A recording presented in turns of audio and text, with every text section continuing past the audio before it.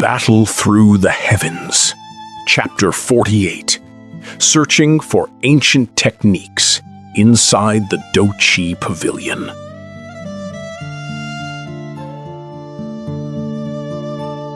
The heavy doors groan open, locking Xiaoyan into a race against the dwindling sands of a 2-hour decree. He steadies his shallow breath as the air grows thick with the scent of dry parchment and stagnant stone. Before him, the faded gold of the ancient plaque looms through the dust, guarding the silence of a vault forbidden to all but the chosen. Xiaoyan stood in the crowd and looked up at the massive structure. He shook his head in awe. A huge plaque hung over the entrance. The 3 words, Dou Qi Pavilion, were carved into it with an ancient, heavy hand. The gold leaf was faded and buried under layers of dust, a testament to the long years that had passed. This was the most important place in the Xiao clan. For hundreds of years, the family had hunted for techniques and scrolls, storing every find here. These treasures were the foundation of their power and status. Because it was so vital, the security was tight. It was a forbidden zone. Most clan members were banned from even approaching the building. Only the coming-of-age ceremony opened these doors for a short window of time. Xiaoyan narrowed his eyes. He scanned the shadows around the pavilion. His sharp spiritual power picked up every movement. He knew hidden guards were tracking them from the darkness. Deep within the quiet corners of the building, he felt several powerful auras. The clan took no chances with this place. He turned his head and caught Xiaoshuner's eye. They shared a quick smile. Both of them had already spotted the sentries lurking in the brush. The rules for entering the Dou Qi Pavilion have been stated many times, Xiaozhan said. He stood on a high platform and looked down at the group of young men and women. His face was a mask of stone. I will not repeat them all. You have 2 hours. You may only take 1 manual, and it must match your natural attribute. If anyone tries to steal a second scroll, they will be stripped of their techniques and punished. Do not test me. Understood. The youth shouted back. Their eyes burned with excitement. Mastering a strong Dou Qi technique was the only way to rise above the rest. It was the dream of every clan member. If you remember the rules, then begin, Xiaozhan said. He stepped back. A massive stone pillar stood before the main gate.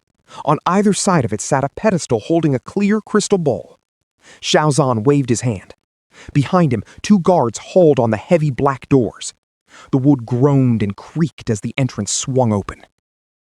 Determine your attribute first, Xiaozhan commanded. Once you are inside, follow the correct path. Do not wander into the wrong hallway. The first young man in line stepped up. He was trembling with energy. He pressed his hands against the glass. A pale green light flickered inside the sphere. Wind attribute, Xiaozhan said. Go in. With the first student through the doors, the rest of the line surged forward. They crowded around the crystal balls, identified their elements, and vanished into the pavilion. Xiaoyan rubbed his nose as the crowd thinned out. He looked at Shuner. Let us go. Let's see if we can find anything useful. Shuner nodded. Clan techniques did not interest her much, but Xiaoyan was curious, so she would follow. They waited until the others had cleared out before approaching the gate. Xiaoyan grinned at his father and placed his hand on the crystal. A bright, hot red glow erupted from the glass. It was far more brilliant than the lights from the previous students. Fire attribute. Xiaozhan already knew his son's element. He nodded slightly, but his eyes darted around to check the surroundings. He leaned in, his voice dropping to a barely audible whisper. Fire Path 3, Room 43. Xiaoyan froze for a second. He almost laughed. His father was playing favorites. He gave a sharp, secret nod and stepped aside for Shuner. Schooner looked at the smooth glass and hesitated.